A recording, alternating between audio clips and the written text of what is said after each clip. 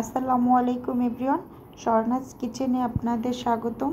আজকে আমি আপনাদের মাঝে শেয়ার করব ডিমের কোরমার রেসিপি। প্রথমে আমি একটা মিশ্রণ তৈরি করে নিব।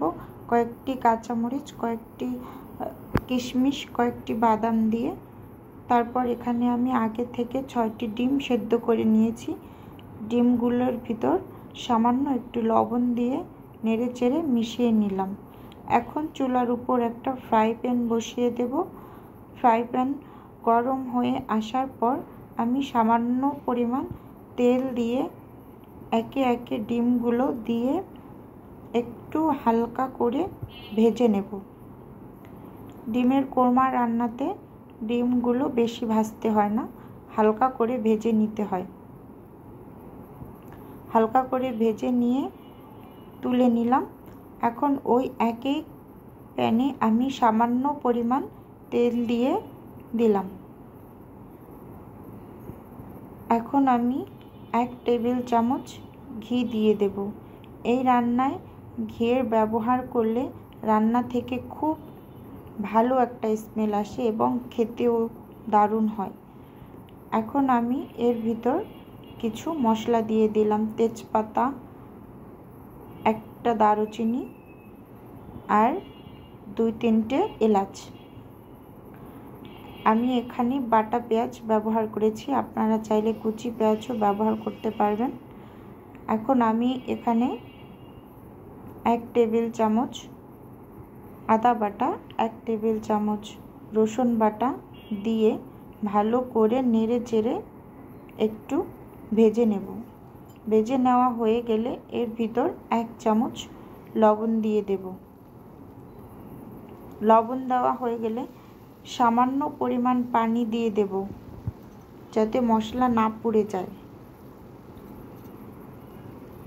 1/2 টেবিল চামচ মরিচ গুঁড়া, 1/2 টেবিল চামচ ধনে গুঁড়া, 1/2 টেবিল চামচ জিরা গুঁড়া, 1/2 টেবিল চামচ গরম মশলা গুঁড়া দিয়ে আমি ভালো করে কষিয়ে নেব। কষিয়ে নেওয়া হয়ে গেলে 1 টেবিল চামচ টমেটো কেচাপ দিয়ে মশলার সঙ্গে ভালো করে নেড়ে নিই। নেড়ে নেওয়া হয়ে গেলে এখানে আমি 1/2 মগ দুধ দিয়ে দিয়েছি। আমার এই মগটা 1/2 কেজি পরিমাণ। তো এখন আমি সবগুলো ডিম একে একে দিয়ে দেব। দিয়ে দেওয়ার পর ভালো করে নেড়ে চেড়ে একটু মিশিয়ে নিই। আমি এখন ঢাকনা দিয়ে বেশ কিছুক্ষণ রান্না করে নেব। এর মাঝে ঢাকনা খুলে একটু নেড়ে নেব। এখন ঢাকনা খুলে দাঁড়িয়ে থেকে রান্না করতে হবে, কারণ দুধ দেওয়ার কারণে নিচে লেগে যেতে পারে।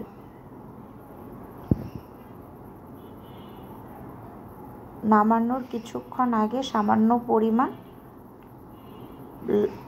চিনি দিয়ে ভালো করে নেড়ে চেড়ে মিশিয়ে নিই। চিনি দিলে সব কিছুর একটা ব্যালেন্স হবে। ব্যাস, ডিমের কোরমা রেডি।